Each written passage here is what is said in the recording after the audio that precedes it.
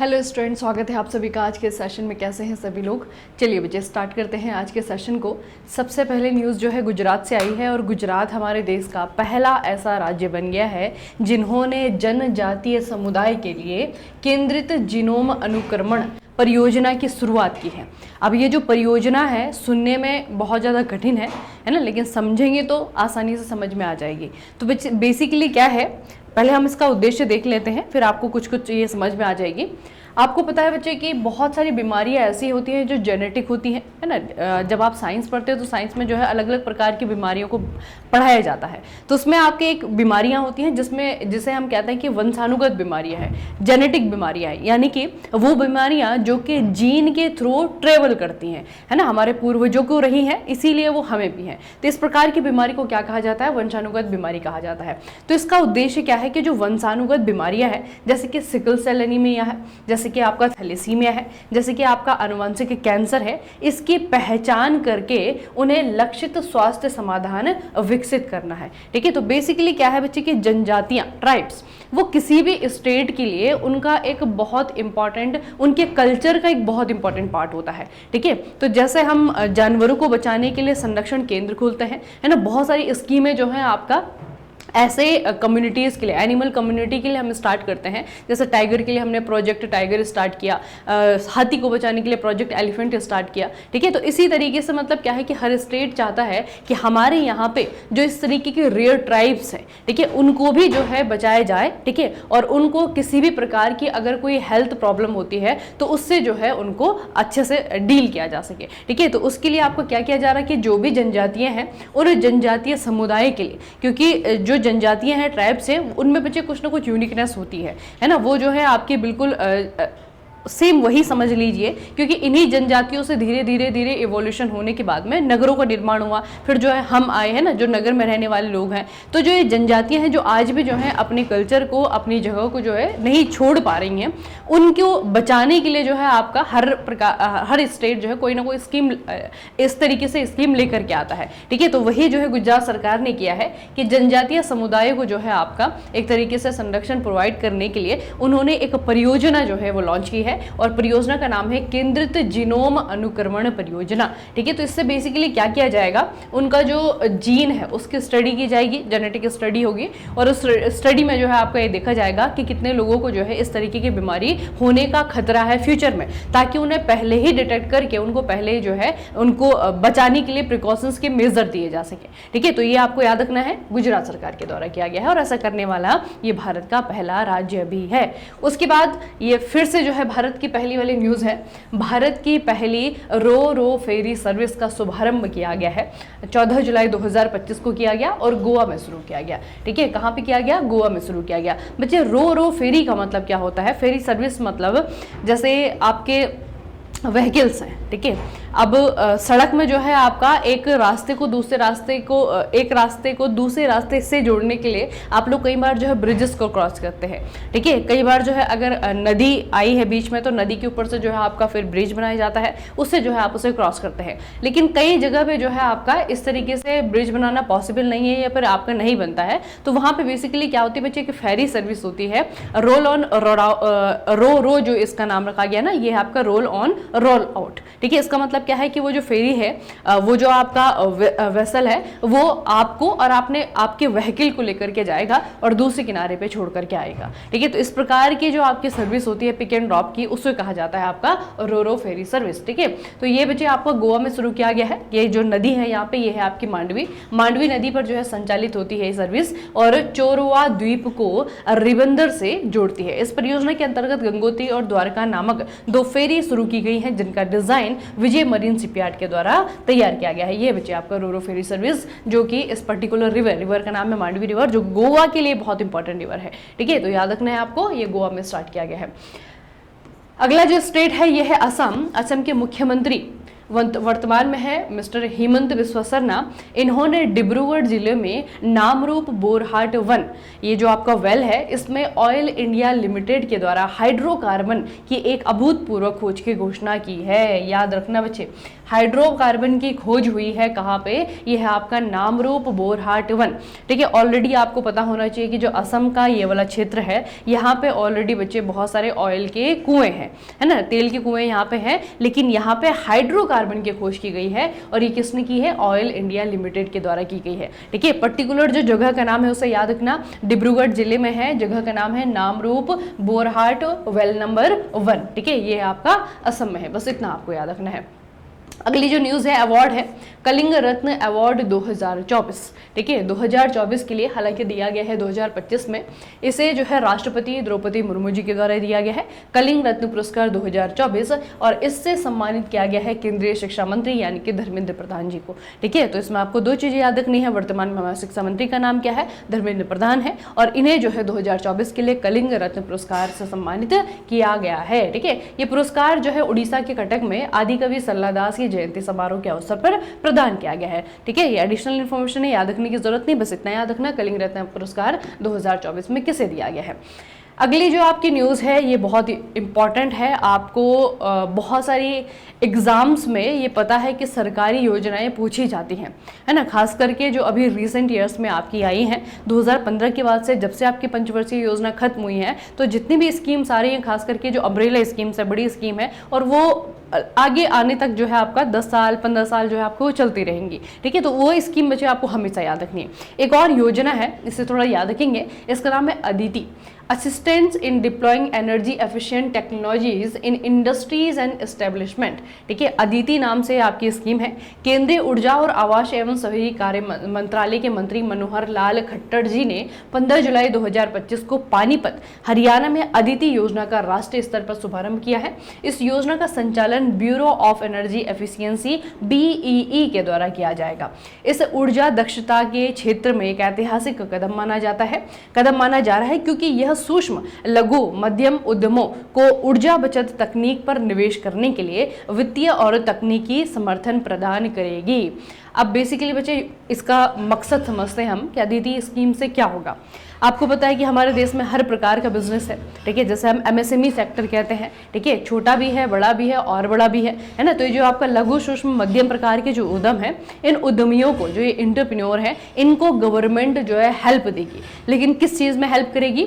इनको ऊर्जा बचत तकनीक पर काम करने के लिए। ठीक है, ऊर्जा बचत तकनीक यानी कि जो एनर्जी वर्तमान में हम इस्तेमाल कर रहे हैं, क्या उसका कोई ऑल्टरनेटिव है? क्या जो एनर्जी हम इस्तेमाल कर रहे हैं, क्या उसको जो है बचाया जा सकता है? अगर उसको बचाने के कोई तरीके हैं तो उस टेक्निक पे काम करना चाहिए। ठीक है, उस टेक्नोलॉजी पे काम करना चाहिए। तो अगर कोई भी उद्यम, कोई भी एंटरप्रेन्योर या कोई बिजनेसमैन है जो कि सेक्टर में काम करना चाहता है, ठीक है, तो वो जाकर के गवर्नमेंट को अपना आइडिया बताए। सरकार जो है आपको हेल्प करेगी, आपको समर्थन प्रदान करेगी, आपको पैसा भी देगी, आपको टेक्नोलॉजी भी देगी। बस आपको क्या करना है, इस प्रकार की जो टेक्नोलॉजी है उन पर निवेश करना है। ठीक है, अपना समय, अपना दिमाग, अपना पैसा जो है इस पर आपको निवेश करना है, इन्वेस्टमेंट करना है, गवर्नमेंट आपको सपोर्ट करेंगे। ठीक है, तो इस प्रकार की परियोजना को कहा गया है अदिति। ठीक है, याद रखना, ये आपका पानीपत हरियाणा से आपका स्टार्ट किया गया है। मनोहर लाल खट्टर जो वर्तमान में आपके केंद्रीय ऊर्जा और शहरी आवास कार्य मंत्रालय के मंत्री जी हैं। ठीक है, तो इनका नाम भी याद रखना। आपको ये पूछा जाएगा शुभारंभ कहाँ से किया गया है, तो अदिति स्कीम, अदिति योजना का जो है आपका शुभारंभ किया गया है पानीपत हरियाणा से। ठीक है, आपको एक शब्द में जो है आपको जो इसकी जो बहुत लंबी चौड़ी जो डेफिनेशन बच्चे आपको दिख रही है ना, इसमें आपको क्या याद रखना है, इसमें आपको 3 शब्द याद रखने हैं। Energy efficient technologies, EET। ठीक है, एनर्जी एफिशिएंट टेक्नोलॉजी बेसिकली जो है ऊर्जा क्षेत्र में ऊर्जा को बचाने के लिए, ठीक है, उसके अल्टरनेटिव ढूंढने के लिए जो है आपका ये किया जा रहा है। तो एनर्जी एफिशिएंट टेक्नोलॉजीज में जो है आपको याद रखना है, इससे रिलेटेड आपकी ये योजना है जिसका शुभारंभ मनोहर लाल खट्टर ने किया है। ठीक है, अगली जो न्यूज़ है ये भी आपके गवर्नमेंट स्कीम है, 17 जुलाई अभी मतलब कल, ये आपका 15 प्रधानमंत्री धन धान्य कृषि योजना, इसको मंजूरी प्रदान की गई है। ठीक है, वैसे इसका जो उल्लेख है वो बजट में किया गया था, तो अब जो है धीरे धीरे इंप्लीमेंट होना शुरू हो जाएगी। ठीक है, और ये जो है आपका इस साल के अंत तक पूरी तरीके से इंप्लीमेंट हो जाएगी। ठीक है, तो बजट में इसका सिर्फ नाम लिया गया था कि इस तरीके की कोई स्कीम आएगी। अब क्या है कि इसको मंजूरी दे दी गई है। प्रधानमंत्री धन धान्य कृषि योजना, बेसिकली इस योजना का उद्देश्य क्या है, 100 ऐसे जिलों को लक्षित करना जहां कृषि उत्पादकता, फसल सघनता और ऋण प्रवाह अपेक्षाकृत कम है। ठीक है, मतलब कि ऐसा डिस्ट्रिक्ट जहां पर की पोटेंशियल तो है, ठीक है, एग्रीकल्चर में पोटेंशियल है लेकिन हो नहीं रहा है। ठीक है, तो उस प्रकार के जिलों को जो है आपका पहले तो उसे रिकॉग्नाइज करना है कि ये ऐसा डिस्ट्रिक्ट है, यहाँ पे एग्रीकल्चर में बहुत अच्छा काम हो सकता है लेकिन वर्तमान में हो नहीं रहा है। ठीक है, तो ऐसे लक्ष्य वहाँ पे बनाए जाएंगे। ठीक है, वहाँ पे जो है आपका एग्रीकल्चरल, चाहे वो एग्रीकल्चर के जो तरीके हैं उसको चेंज किया जाएगा। ठीक है, किसानों की जो समस्या है उसको दूर किया जाएगा और इस तरीके की चीज़ों, ऋण नहीं मिल रहा है, अगर किसानों को लोन नहीं मिल रहा है तो उसको जो है प्रॉब्लम सॉल्व की जाएगी। तो बेसिकली उस एरिया, उस डिस्ट्रिक्ट में अगर कृषि से रिलेटेड कोई भी समस्या है जिसके कारण वहाँ पे एग्रीकल्चर डेवलपमेंट नहीं हो पा रहा है, वहाँ पे जो है सरकार उनकी हेल्प करेगी और उसे जो है उसके जो एम है उसे अचीव करने में सरकार जो है उनका साथ देगी। ठीक है, तो ये बच्चे आपका है 100 जिले आपके लक्षित किए जाएंगे।